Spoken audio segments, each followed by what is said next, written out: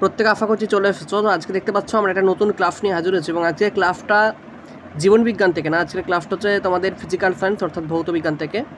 তো আজকের এই ক্লাসটা রয়েছে আমাদের বল গতি চ্যাপ্টারটাকে ভিত্তি করে। তোমাদের কাছে যেই চ্যাপ্টারটা প্রচুর কঠিন লাগে, তোমরা বলো যে স্যার এই চ্যাপ্টার থেকে প্রশ্ন এলে আমরা বুঝতে পারি না, বা এই চ্যাপ্টার থেকে প্রশ্ন এলে আমরা করতে পারি না, খুব কঠিন লাগে আমাদের কাছে। তার জন্য আজকের এই যে ক্লাসটা হচ্ছে সেটা পুরোপুরিভাবে বল গতি থেকে হচ্ছে এবং অনেকগুলো প্রশ্ন কিন্তু এখানে রয়েছে, তোমরা দেখতে পাচ্ছ একটার পর একটা। তো তোমাদের প্রত্যেককে প্রথমত বলবো, তোমরা যদি অ্যান্সারগুলো পারো প্রত্যেকে কমেন্টে নিজের নামটা লিখে যাবে যে আমি অ্যান্সারটা দিচ্ছি।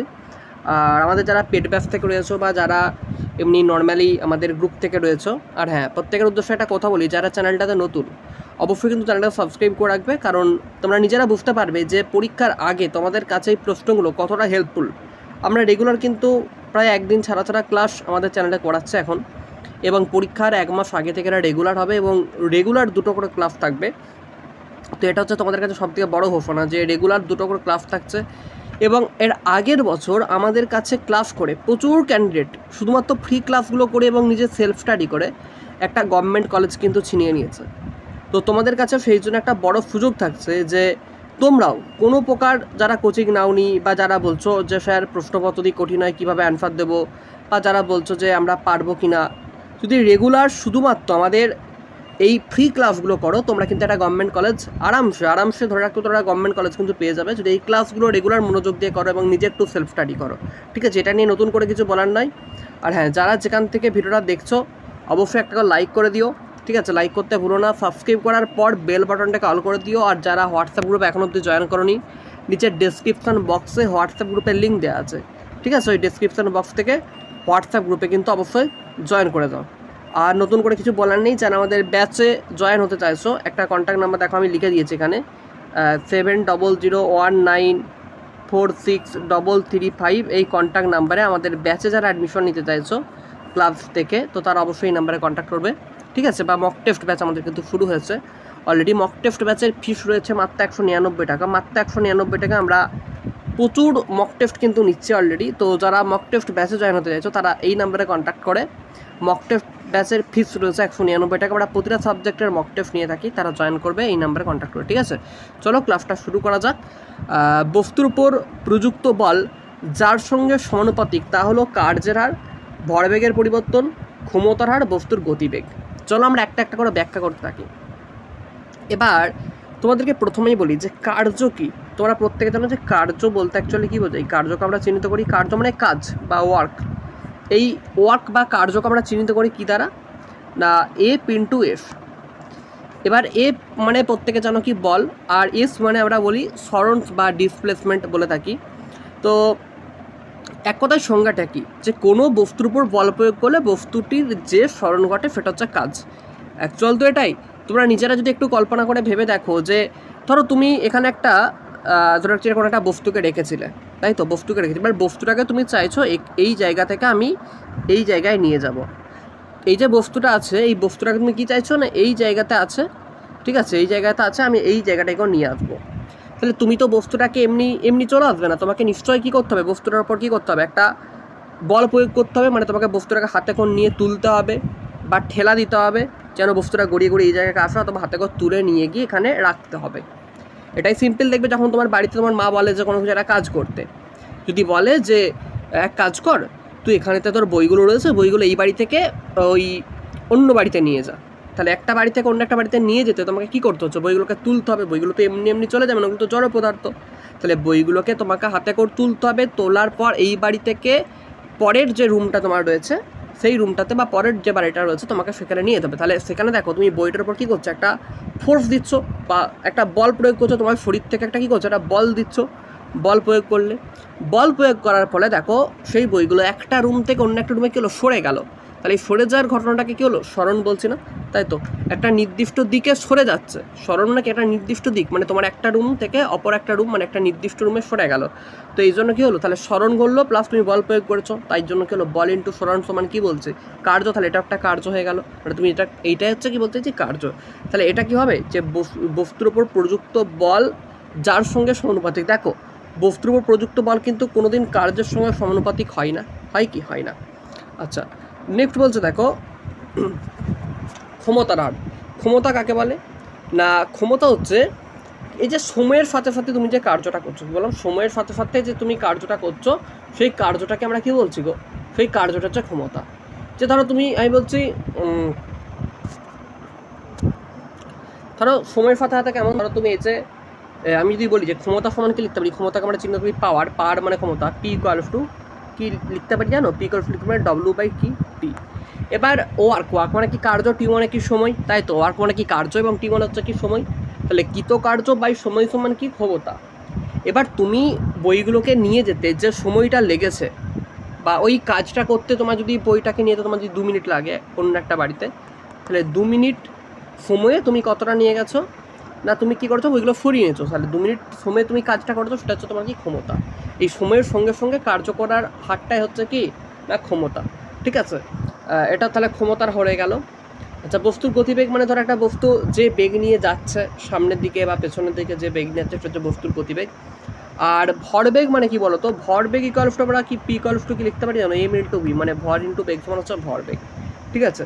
এবার বস্তুর উপর যদি আমরা বল প্রয়োগ করি তাহলে বস্তুটি যার সঙ্গে সমানুপাতিক হয় সেটা হচ্ছে ভরবেগের পরিবর্তন, অর্থাৎ আমি বস্তুটার ওপর যেমন আমি বল প্রয়োগ করব, ঠিক আছে, যেমন আমি বল প্রয়োগ করব ঠিক বস্তুটা তেমনভাবে বেগ নিয়ে কী হবে চলতে থাকবে। তাহলে দেখো এবার একটু ভালো করে বোঝায় যে কেন এটা হলো, পি ইকুয়ালস টু এমবিটা কেন হলো, পি ইকুয়ালস টু এমবি মানে ভর ইন্টু বেগ, ঠিক আছে। তোর একটা বস্তু এখানে রয়েছে, এই বস্তুটাকে তুমি কি করছো, হাত দিয়ে ঠেলা দিচ্ছ, বস্তুটার একটা কি রয়েছে গো, বস্তুটার একটা ভর রয়েছে, ভরটাকে আমরা কি বলছি মাস, আর বস্তুটাকে ঠেলা দেওয়ার ফলে বস্তুটা কি হচ্ছে না একটা বেগ নিয়ে চলছে, তাই তো, বস্তুটা একটা বেগ নিয়ে চলছে, তাহলে একটা ভর রয়েছে আর একটা নির্দিষ্ট বেগ রয়েছে। এবার তুমি যেমন বল দিবে, তুমি যদি জোরে বল দাও তাহলে এটা কী হবে, এর কী হবে বলো, ভরবেগটা কী হবে, বেড়ে যাবে। তুমি যদি আস্তে যদি একটু দাও, মানে তুমি যদি হালকা করে টাচ করো তাহলে কী হবে, বস্তুটার ভরবেগটা একটু কম হবে, তাই তো। তাহলে বস্তুটার ভরবেগটা নির্ভর করছে তুমি কেমন বল প্রয়োগ করছো তার ওপর। এই জন্য বলা হলো বস্তুর উপর প্রযুক্ত বল কার সঙ্গে সমান না ভরবেগের পরিবর্তনের সঙ্গে সমান হয়, এখানে অপশন বি হচ্ছে রাইট অ্যান্সার, ঠিক আছে। নেক্সট বলছি দেখো নিউটনের 2 নম্বর প্রশ্ন, দেখো নিউটনের, তোমরা অ্যান্সারগুলো নিচের কমেন্ট অবশ্য জানাবে, ঠিক আছে, কেউ বাদ দেবে না কিন্তু, প্রত্যেকের নাম চেক করবে এবং তারপর বলবো যে কে কত ভালো অ্যান্সার দিয়েছো। নিউটনের তৃতীয় গতিসূত্র অনুযায়ী ক্রিয়া বলের মান প্রতিক্রিয়া বলের চেয়ে বেশি হয়, ক্রিয়া বল প্রতিক্রিয়া বলের সমান ও বিপরীতমুখী হয়, ক্রিয়া বলের মান প্রতিক্রিয়া বলের চেয়ে কম হয়, ক্রিয়া প্রতিক্রিয়া বল দুটি সম্পর্ক যুক্ত হয়। তোমরা প্রত্যেকে জানো যে নিউটনের কিন্তু যে গতিসূত্র এটা কিন্তু টোটাল 3টে, কটা রয়েছে 3টে গতিসূত্র, প্রথম গতিসূত্র, দ্বিতীয় গতিসূত্র এবং তৃতীয় গতিসূত্র। তো আমরা যদি তৃতীয় গতিসূত্রের দিকে দেখি তাহলে নিউটন কি বলেছিল বলো তো, দেখবে আমরা যখন মাটির উপর দিয়ে চলি, আমরা মাটির উপর দিয়ে কেন চলতে পারি কেউ জানো, যদি জেনে থাকো নিচের কমেন্টটা অবশ্যই জানাবে। এটা একটা খুব কনসেপচুয়াল প্রশ্ন যে আমরা পৃথিবীতে মাটির উপর চলছি কীভাবে, আমরা কেন ফাঁকা স্থানে চলাফেরা করতে পারবো কি, তোমাকে যখন বলি আমি যে তুমি ফাঁকা স্থান মানে আকাশের মধ্য দিয়ে উপরে উড়ে বেড়াও বা চলে বেড়াও, পারবে না। কারণটা কী বলতো, মাটিতে আমরা যখন পা দিচ্ছি, মাটিতে আমরা কি দিচ্ছি, পা দিচ্ছি, একটা ক্রিয়া করছে, একটা কাজ করছি, চলাটা একটা কাজ তো, তাহলে মাটির উপর যখন আমরা ক্রিয়া করছি তখন মাটি কী করছে না আমাদের ওপর, তুমি যত পরিমাণ ভর বা তুমি যত পরিমাণ বল প্রয়োগ করে চলাফেরাটা করছো, তোমার শরীরটা যতটা ভর রয়েছে সেই সমান পরিমাণ ভারটা তোমাকে কী করছে, এই মাটিটাও দিচ্ছে। তাহলে কি তুমি যতটা পরিমাণ বল প্রয়োগ করছো মাটিও ঠিক তোমাকে সমান পরিমাণ বিপরীতমুখী একটা বল কী করছে, ফিরিয়ে দিচ্ছে, এই জন্য তুমি চলাফেরা করতে পারছো। তাহলে ক্রিয়া বলের মানটা কী হয়, প্রতিক্রিয়া বলের মানের সঙ্গে সমান এবং কী হয় বিপরীতমুখী, তাহলে অপশন বি হচ্ছে এখানে রাইট অ্যান্সার। নেক্সট প্রশ্ন বলছে একটি বস্তু সমবেগে সরলরেখায় গতিশীল, কী বলছে তাকে, একটি বস্তু সমবেগে সরলরেখায় গতিশীল, তাহলে বস্তুটির যে গতিবেগ সময় তার লেখচিত্রটা কেমন হবে, এটা একটু ভাবনা চিন্তা করে বলো। টোটাল 4টা অপশন দেখতে পাচ্ছ, একটা হচ্ছে মূল বিন্দুগামী সরলরেখা, একটা হচ্ছে গতিবেগ অক্ষের সরলরেখা, একটা হচ্ছে বক্ররেখা, একটা হচ্ছে সমান্তরাল সরলরেখা, সমঅক্ষের সমান্তরাল সরলরেখা, কোনটা সঠিক অ্যান্সার বলে তোমার মনে হচ্ছে নিচের কমেন্টটা জানাও তো। দেখো এবার আমরা যদি একটু লেখচিত্রটা আঁকি তাহলে কেমন হয় বলো তো, কেমন হয় একটু আমরা দেখে নেব যে কেমন হবে ছবিটা, ঠিক আছে। বলছে একটি বস্তু সমবেগে সরল রেখা বরাবর গতিশীল। কি বলছে দেখো, সমান বেগ নিয়ে সরল রেখা বরাবর হচ্ছে গতিশীল। চলো এবার আমরা যদি লেখচিত্রগুলো আঁকি বা লেখচিত্র ড্র করি তাহলে কেমন হতে পারে দেখে নাও। বলছে একটি বস্তু সমবেগের সরল রেখা বরাবর গতিশীল, মানে এই সরল রেখাটা রয়েছে দেখো, এটাকে আমরা সময় অক্ষ ধরছি আর এটাকে আমরা বেগ ধরছি। বেগকে আমরা ভি বা ভেলোসিটি দিয়ে চিহ্নিত করি আর সময়কে আমরা টি বা টাইম দিয়ে চিহ্নিত করি। বুঝতে পারছো আশা করছি। এবার আমরা যদি এই বরাবর লেখচিত্রটা আঁকি তাহলে কেমন হচ্ছে দেখো, এটা হচ্ছে সময় অক্ষের কী হচ্ছে দেখো, সময় অক্ষের সঙ্গে সমান্তরাল হচ্ছে না, হচ্ছে তো এই সময়টার সঙ্গে সমান্তরাল হচ্ছে, দেখো এটা হচ্ছে দুটো সমান্তরাল ফল লেখা আছে না, তাই তো দেখো এটার সঙ্গে এটা কি সমান্তরাল, তাই তো। এবার সমান্তরাল মানে এরা কখনোই মিশবে না, এরা এই সমানভাবে দুজনে চলতে থাকবে। তাহলে এখানে অ্যান্সারটা কী হবে, বলছে বস্তুটির গতিবেগ সময় লেখচিত্রটা হবে অপশানটি কি না, সময় অক্ষের সমান্তরাল ফল লেখা। তাহলে কি বলছে, একটি বস্তু যদি সমবেগে সরল রেখা বরাবর গতিশীল হয়, বস্তুটির গতিবেগ সময় লেখচিত্র হবে সময় অক্ষের সঙ্গে সমান্তরাল সরলরেখা। তারপর যে সমত্বরণে গতিশীল কোণার বেগ সময় লেখচিত্রটি দেখো, যদি আমরা এই ছবিটা যদি আঁকি দেখো যে সমত্বরণে গতিশীল কোণার বেগ কি বলছি দেখো, সমত্বরণে গতিশীল কোনো একটা কোণার বেগ যদি আমরা এটা নির্ণয় করি, সমত্বরণে গতিশীল কোণার বেগ কেমন হবে দেখো। ছবিটা যদি আমরা দেখি তাহলে এদিকটা যদি বেগ হয় এবং এদিকটা যদি সময় হয় তাহলে এই বরাবর থাকবে, কোন বরাবর থাকবে, এই বরাবর থাকবে, তাই তো এরকমভাবে লেখচিত্রটা ঠিক হবে। এবং এটা হচ্ছে সময়, এটা হচ্ছে বেগ, তাহলে এটা হচ্ছে দেখো একটা সরল লেখা হচ্ছে, কি হচ্ছে একটা সরল লেখা। তাহলে সমত্বরণে গতিশীল করার বেগ সময় লেখচিত্রটা কি একটা দেখো সিম্পল একটা সরল লেখা আছে, ঠিক আছে। আচ্ছা নেক্সটে চলে আসো, রকেট যে সংরক্ষণ নীতির ওপর প্রতিষ্ঠিত তা হলো ভর, গতিশক্তি, রৈখিক ভরবেগ, কৌণিক ভরবেগ। দেখো আমরা এটা প্রত্যেকে জানি যে রকেট যেটার উপর আর কি সংরক্ষণ নীতির উপর প্রতিষ্ঠিত সেটা সর্বদা কী হয় না, রৈখিক ভরবেগের সংরক্ষণ নীতি হবে। কী হবে, রৈখিক ভরবেগের সংরক্ষণ নীতি। এবার রৈখিক ভরবেগ ব্যাপারটা ঠিক কী না, রৈখিক ভরবেগ বলতে অ্যাকচুয়ালি যেটাই বোঝায় যে কোনো বস্তু সংস্থার ওপর যদি বাইরে থেকে কোনো বল প্রযুক্ত না হয় তাহলে বস্তু সংস্থার মোট রৈখিক ভরবেগটা কী হবে, অপরিবর্তিত থাকবে। রৈখিক ভরবেগের সংরক্ষণ সূত্র এটাই বলে যে কোনো বস্তু সংস্থা, ধরো এটা একটা বস্তু, এই বস্তুটার উপর তুমি যদি কোনো প্রকার বল না দাও, তুমি যদি হাত না দাও বা যদি টাচ না করো, কোনো বল যদি প্রযুক্ত না হয় তাহলে বস্তু সংস্থার মোট রৈখিক ভরবেগটা কী হবে বলো। যদি এর ভরবেগ যদি তোমার ধরে নিচ্ছে যদি এমভি হয়, এমভি হচ্ছে ভরবেগ, তাহলে এই এমভি ভরবেগটা কি কোনো বৃদ্ধি পায়? তুমি যদি টাচ না করো, যদি নাচো, বাড়বে কি, হ্যাঁ কি না, আগে এটা বলো। তুমি যদি টাচ করো তবেই এটা গতিশীল হবে বা এর ভরবেগের পরিবর্তন হবে বা মোমেন্টামটা চেঞ্জ হবে। তুমি যদি একে টাচই না করো বা যদি তোমাকে কোনোভাবে নাচো তাহলে কি মোমেন্টামটা কোনো মানে বা অভিমুখে কোনোভাবে কি পরিবর্তিত হবে না, এটার কোনো প্রকার পরিবর্তন হবে না। এটা হচ্ছে রৈখিক ভরবেগের সংরক্ষণ নীতি, তাই তো। এটা হচ্ছে কি না রৈখিক ভরবেগের সংরক্ষণ নীতি। ক্লিয়ার করে বুঝাতে পারলাম? আচ্ছা তাহলে এই রকেট যে সংরক্ষণ নীতির উপর প্রতিষ্ঠিত সেটা মনে রাখবে যে এটা কিন্তু রৈখিক ভরবেগের সংরক্ষণ নীতির উপর প্রতিষ্ঠিত, ঠিক আছে। কি বললাম না, রৈখিক ভরবেগের সংরক্ষণ নীতির উপর প্রতিষ্ঠিত, ঠিক আছে। নেক্সটে চলে আসতো সমবেগে গতিশীল বস্তু কি হয় না, সমবেগে গতিশীল বস্তুর কি থাকে না, চারটা অপশন দেখতে পাচ্ছ। একটা বলেছে ত্বরণ থাকে না, ত্বরণ বাড়তে থাকে, তারপরে হচ্ছে ত্বরণ কমতে থাকে, নাকি স্থির থাকে। এটা একটু ভাবনা চিন্তা করে বলতে পারলেই তোমরা কিন্তু বলতে পারবে যে যেটা সমবেগে গতিশীল হবে তার ত্বরণের কীরূপ পরিবর্তন হবে। কি বললাম, সমবেগে যদি গতিশীল হয় তাহলে তার যে বস্তুর গতিশীল বস্তুটার কীরূপ পরিবর্তন, ত্বরণ থাকবে না, নাকি ত্বরণ বাড়তে থাকে, নাকি ত্বরণ কমতে থাকে, না স্থির থাকে। সমবেগে গতির বস্তুর ত্বরণের কীরূপ পরিবর্তিত হয়। দেখো এটা একটা খুব সিম্পল ব্যাপার। এবার বলবে স্যার কেন এটা সিম্পল ব্যাপার না, দেখো যদি আমরা একটু ভাবনা চিন্তা করি, আমরা আগে জানবো যে ত্বরণ কাকে বলে। না ত্বরণ মানে হচ্ছে কোনো বস্তু যে বেগ পরিবর্তনের হার। বেগ পরিবর্তনের হার ব্যাপারটা কি, আমরা ত্বরণকে অ্যাকচুয়ালি এ দিয়ে চিহ্নিত করি, ঠিক আছে। অ্যাসিলারেশন মানে হচ্ছে ত্বরণ, ঠিক আছে। তো অ্যাসিলারেশন মানে যেহেতু ত্বরণ, এবং এই কলসটা আমরা লিখতে পারি V minus you by T. এবার ভি মানে একটা হচ্ছে অন্তিম বেগ, একটা হচ্ছে প্রাথমিক বেগ বা হচ্ছে সময়, ঠিক আছে। এবার এই V minus you by T মানে হচ্ছে অন্তিম বেগ মাইনাস প্রাথমিক বেগ বাই হচ্ছে সময়। এবার এটা হচ্ছে কি বস্তুর ত্বরণ আমরা বলছি, তাই তো, বেগের বৃদ্ধি বা হচ্ছে সময়। কোনো বস্তুর বেগ যদি সময়ের সাথে সাথে বৃদ্ধি পেতে থাকে তাহলে সেটাকে আমরা ত্বরণ বলে থাকি। ধরে নিচ্ছি একটা বস্তুকণা 20 মিটার পার সেকেন্ড বেগ নিয়ে চলছিল, কি বললাম একটা বস্তুকণা 20 মিটার পার সেকেন্ড বেগ নিয়ে চলছিল, ঠিক আছে। হঠাৎ করে তার বেগের পরিবর্তন তো 15 মিটার পার সেকেন্ড হলো। তার প্রাথমিক বেগটা মানে 15 মিটার পার সেকেন্ড বেগ নিয়ে চলছিল, এখন তার বেগ হচ্ছে 20 মিটার পার সেকেন্ড, মানে বেগটা বেড়ে গেছে। দেখো বেগের পরিবর্তন হয়েছে না, প্রথমে ছিল কত 15 মিটার পার সেকেন্ড, তারপরে চেঞ্জ হয়েছে কত 20 মিটার পার সেকেন্ড। এবার কত সেকেন্ড সময় ধরে নিলাম যে এটা সময় লেগেছে 5 সেকেন্ড, তাহলে এখান থেকে ত্বরণটা কত হবে? ত্বরণটা হবে কত দেখো 20 মাইনাস 15/5, অ্যান্সার কী হবে না 3 মিটার পার সেকেন্ড স্কোয়ার হচ্ছে তোমার কি এখানেতে ত্বরণ হয়েছে। কারণ কি আমরা প্রাথমিক বেগ আর অন্তিম বেগ থেকে প্রাথমিক বেগ বিয়োগ করে সময় দিয়ে ভাগ করলে আমরা যেটা পাবো সেটা হচ্ছে ত্বরণ।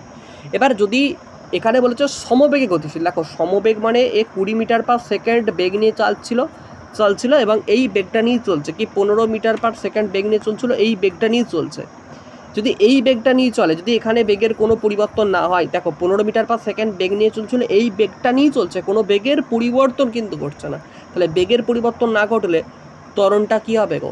ত্বরণটা কিছু হবে? ত্বরণটা কী হবে না ত্বরণ শূন্য হবে, বা ত্বরণ কী হবে? ত্বরণটা থাকবে না, ত্বরণের কোনো পরিবর্তন হবে না, ত্বরণটা শূন্য হয়ে যাবে, তাহলে ত্বরণ থাকে না। Right answer.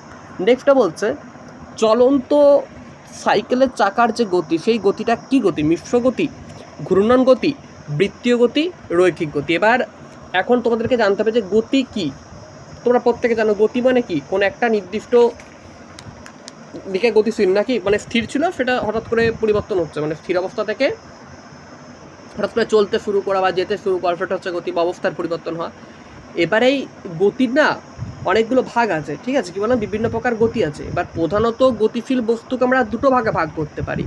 একটা হচ্ছে কি, একটা হচ্ছে চলন গতি, ভালো করে শুনুন, একটা হচ্ছে চলন আর অপরটা হচ্ছে কি না আবর্তন গতি।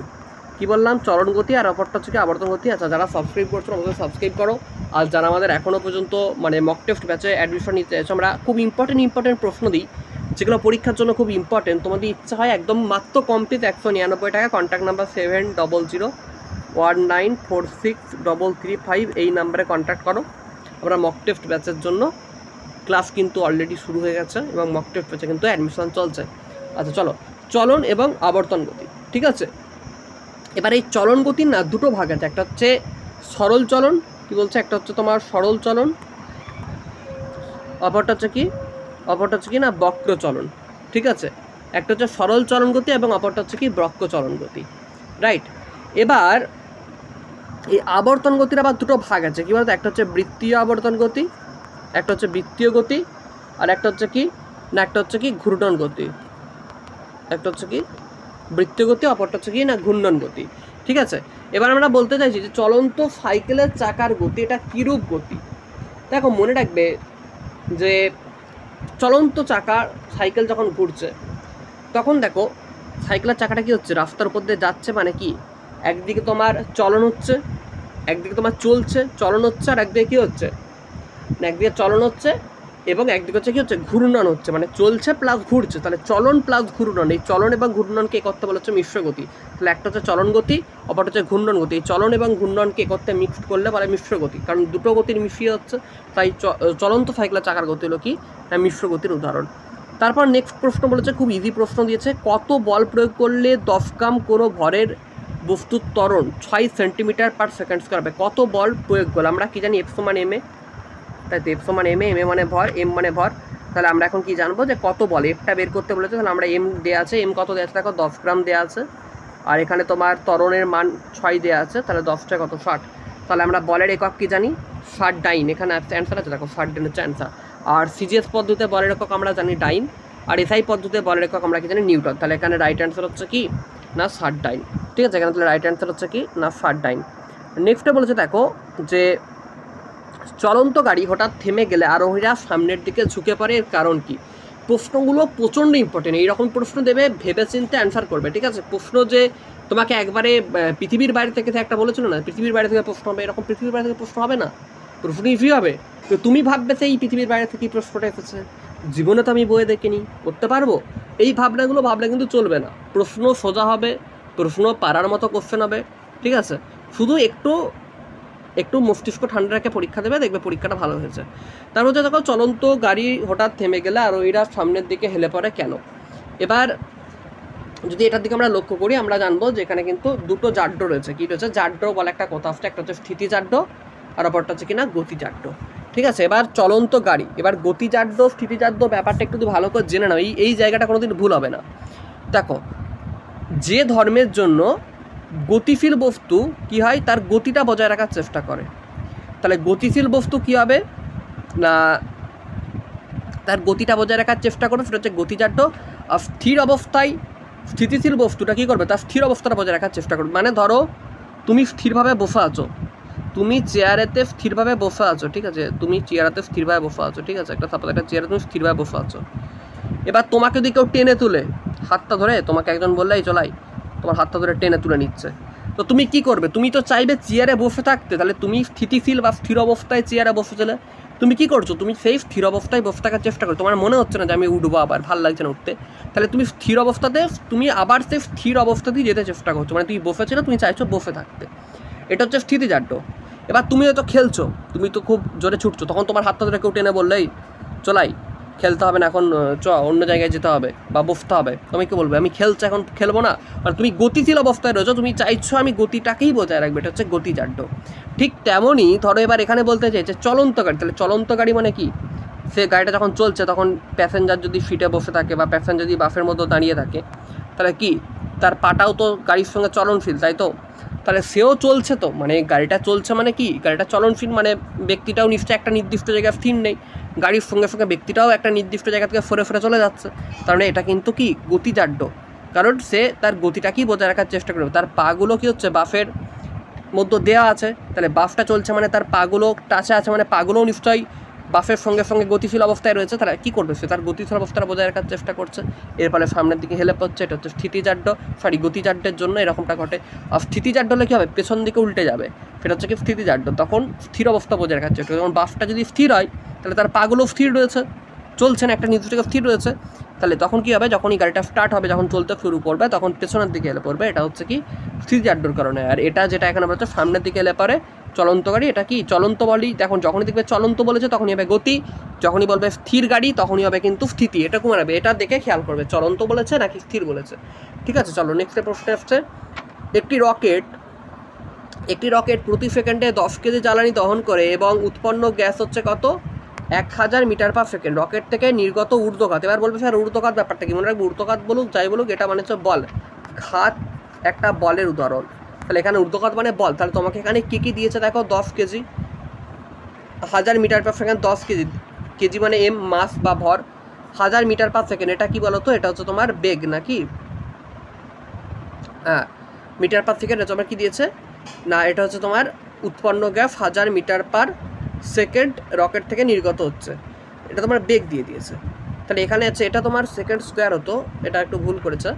তো যাই হোক, যদি এরকম দেয় আর কি, বলটা কত হবে? তাহলে আমরা কি জানি বলো তো? আমরা জানি কি এফ সমান এম এ,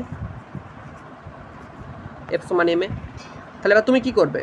তাহলে এম এর মান দেওয়া আছে 10 ইন্টু এ এর মান দেওয়া আছে 1000, গুণ করে দাও, 1000 ইন্টু 10 কত হবে বলো? 10,000, কত হবে? 10,000 নিউটন হয়েছে। নেক্সট বলছে দেখো ঠিক আছে, এটা তোমরা ক্লিয়ার করতে পেরেছো, 10 কেজি, ঠিক আছে। আর এখানে তোমার বলেছে 1000 মিটার পার সেকেন্ড, হয়ে গেল অ্যান্সারটা। নিউটনের গতিসূত্রকে অন্যভাবে কি বলা যায় না, নিউটনের গতিসূত্রকে অন্যভাবে, এটাকেও মনে রাখবে, নিউটনের গতিসূত্রকে অন্যভাবে বলা হয় জাড্ডের সূত্র। কি বলা হয়? নিউটনের গতিসূত্রকে অন্যভাবে বলা হয় জাড্ডের সূত্র, ঠিক আছে। বা জাড্য কি? জাড্য মানে এই যে বললাম, যখন বস্তুটা গতিশীল তার গতি অবস্থা বজায় রাখার চেষ্টা করে, যখন বস্তুটা স্থিতিশীল তখন বস্তুটা স্থির অবস্থায় বজায় রাখার চেষ্টা করে। তাহলে স্থিতিশীল বস্তু স্থির অবস্থা, গতিশীল বস্তু গতির অবস্থা বজায় রাখার চেষ্টা করে, তাই জন্য এটাকে বলা হচ্ছে কি, এটা হচ্ছে জাড্য বা জড়তা। আর এই জাড্য সম্পর্কে ধারণা দিয়েছিল নিউটন। কে ধারণা দিয়েছিল? নিউটন এই জাড্য সম্পর্কে ধারণা দিয়েছিল, তাকে বলা হচ্ছে নিউটনের গতিসূত্র হচ্ছে জাড্যের গতিসূত্র সমান হয়। চলো এখানেই ভিডিওটা স্টপ করলাম, প্রত্যেকে আজকের মতো এখানেই শেষ। তো গুড বাই। যারা আমাদের হোয়াটসঅ্যাপ গ্রুপে জয়েন করোনি, নিচের ডিসক্রিপশন বক্সে লিঙ্ক পেয়ে যাবে বা আমাদের কমেন্টে পিনে লিঙ্ক পেয়ে যাবে, এখানে তোমরা জানিয়ে দাও। আর হ্যাঁ, প্রত্যেকে 1-এর দাগের এ, 2-এর দাগের বি, 3-এর দাগের সি, একদম 11 অবধি যতগুলো কোশ্চেন হলো, তো প্রত্যেকটা কোশ্চেনের অ্যান্সার নিচের কমেন্টে জানাবে, উইথ নেম, তোমার নাম সমেত কিন্তু কমেন্টে জানাবে। চলো এবার বন্ধুদের সঙ্গে ভিডিওটাকে তো অবশ্যই শেয়ার করে দিও, ঠিক আছে। আর কিছু বলার নেই, আসছি, বাই।